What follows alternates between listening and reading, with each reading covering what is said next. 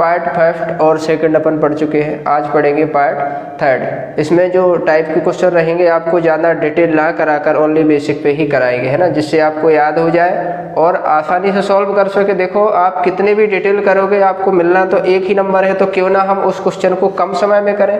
कई लोगों का मतलब क्या होता है, हर चीज़ के लिए फॉर्मूले का यूज करते हैं।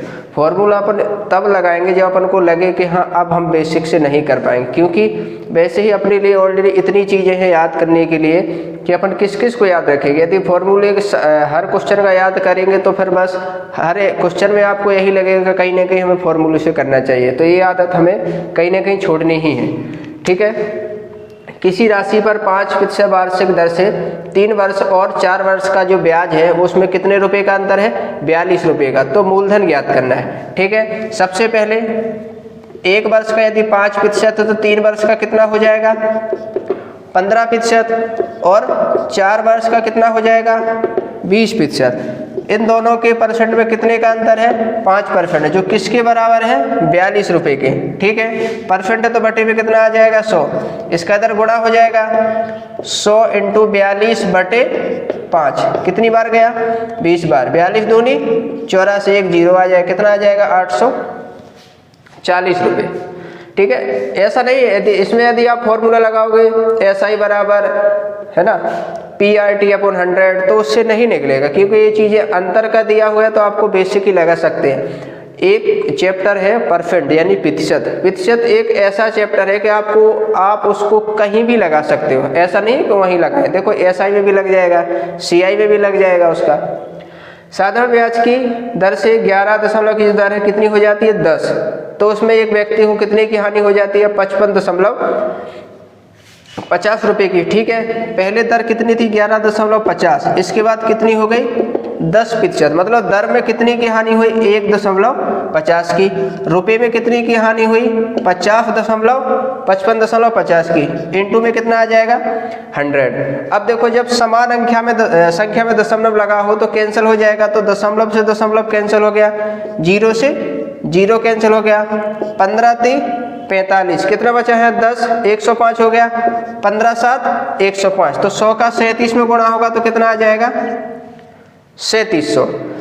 अगला, साधारण ब्याज की वार्षिक दर से 6 से 1/2% से कितनी हो जाती है, 8% हो जाने के कारण एक व्यक्ति को वार्षिक आय में कितने रुपए की वृद्धि होती है, 40.50 की। देखो जब दर में कमी होगी तो आपको हानि होगी, और जब दर में वृद्धि होगी तो ओबियसली आपको क्या होने वाला है, लाभ।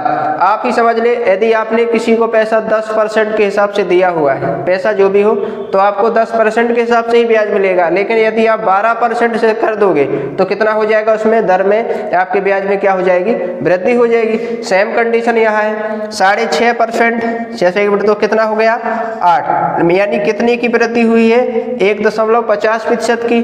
ठीक है, 40.50 रुपये में वृद्धि हुई, 1.50 दर में वृद्धि हुई, इंटू 100। समान संख्या बाद दशमलव लगा है तो क्या भी लग जाएगा, दशमलव कैंसिल हो जाएगा, 0 से 0 कैंसिल, 15 दूनी 30, 10 बचा, कितना हो गया, 105, 15 × 7 105, इसका 100 में गुणा होगा तो कितना आ जाएगा, 2700।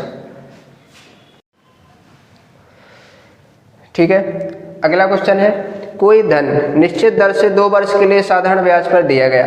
यदि ब्याज की दर 3% अधिक होती है तो 108 रुपये अधिक ब्याज मिलता है। तो क्या ज्ञात करना है आपको, मूलधन। ठीक है, 1 वर्ष में यदि ब्याज 3% है तो 2 वर्ष में कितना हो जाएगा, 6%। ब्याज की दर पता नहीं, लेकिन वो उसने क्या बोला, 1 वर्ष में कितना बढ़ जाता है, 3%, तो 2 वर्ष में कितना बढ़ जाएगा, 6%। ठीक है, और परसेंट बढ़ने से कितना अधिक रुपए बढ़ जाते हैं, अधिक मिलता है 108, 6 × 100 कितना आ जाएगा, 6 × 6 = 6 × 8 = 48, कितना आ जाएगा, 1800। जो समय का अंतर रहेगा वो वही पैसे का अंतर दिया गया है, तो समय के अंतर में बटे में आप अंतर में आप रखेंगे क्या, पैसा बटे अंतर इंटू 100। ठीक है, आशीष ने कुछ धन उधार लिया जिस पर ब्याज की दर पहले 2 वर्ष के लिए 6% वार्षिक, अगले 3 वर्ष के लिए 9% तथा शेष समय के लिए 14%। यदि 9 वर्ष बाद कुल राशि साधारण ब्याज की 11,400 रुपये है तो कितना धन उधार लिया आशीष ने। ठीक है, पहले वर्ष के लिए कितना था उसका 9, तो दो बार पहले 1 वर्ष का यदि 6 होगा तो 2 वर्ष का कितना हो जाएगा 6% की दर से 2 × 6 यानी 12%। 3 वर्ष का कितना था 9%, तो टोटल कितना हो जाएगा 3 × 9 यानी 27%। अब देखो कुल वर्ष कितना दिया उन्होंने 9 वर्ष, यहाँ पर 2 और 3 कितना हो गया 5, तो शेष कितनी वर्ष बची अपने पास अभी 4, तो 4 वर्ष का कितना है 14% की दर से, तो कितना हो जाएगा 14 चौको 56। ठीक है, अब देखो इन तीनों को जोड़ लेंगे 12, 27 और 56, 7 2 9 6 15 5 1 3 5 8 1 9 कितना हो जाएगा 95%। ठीक है, जो किसके बराबर है 11,400 बटे 95 × 100, 19 से कट जाएगा 19 5 95, 19 6 114, 12 पंचे 60, तो कितना आ जाएगा 12,000। बेसिक है, कैलकुलेशन पर आधारित है, बस आपको भाषा पढ़नी है, इसमें आपको वो फॉर्मूला नहीं लगाने जो उसमें बताए गए हैं, मूलधन दर इंटू समय लगे हुए हैं, पता ही नहीं चल रहा कर क्या रहे हैं। बस क्वेश्चन को देखना है, समझना है। यदि आप अच्छे से पढ़ लेते हो, एक बात आपको बता दो, जब भी आप एग्जाम देने जाते हैं तो क्वेश्चन को कम से कम 2 बार जरूर पढ़ें, क्योंकि यदि आप जब तक क्वेश्चन सही से नहीं पढ़ोगे आपको समझ नहीं आएगा इसके साथ करना क्या है, कैसे सॉल्व करोगे, किसको रखोगे।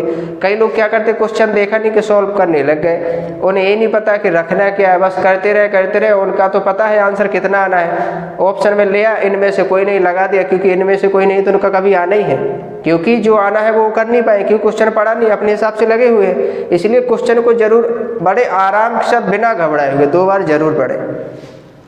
शिवा ने 6% वार्षिक दर से कोई धन उधार लिया।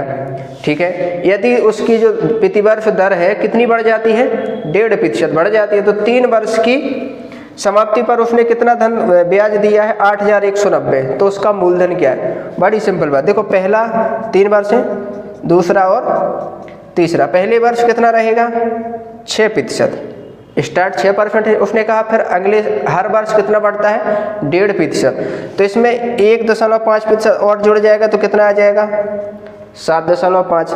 इसमें फिर 1.5 बढ़ेगा 9%।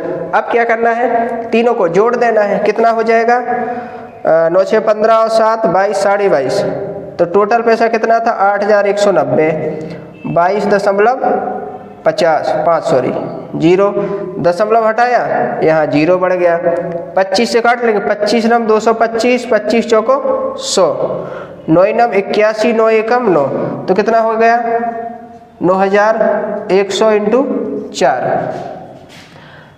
0 0, 4 एकम 4 और 4 नम 36, कितना आ जाएगा 36,400 रुपये। ठीक है, अगला क्वेश्चन है, 3 वर्ष बाद देय राशि 1,092 रुपये के बराबर किस्तों में चुकाना है। यदि ब्याज की दर 12% वार्षिक हो तो प्रत्येक किस्त का मान याद करें। कितने वर्षों में चुकाना 3, 1 2 और 3। पहले वर्ष कितना आएगा 100%, दूसरे वर्ष 112 12% बढ़ जाता है, अगले वर्ष 124 और टोटल कितना है 1,092। तीनों को जोड़ लें कितना आ जाएगा 336। 336 से क्या दे देंगे इसमें भाग, कितनी बार जाएगा 3 बार, और 3 का 100 में गुणा होगा तो कितना आ जाएगा 300 रुपये।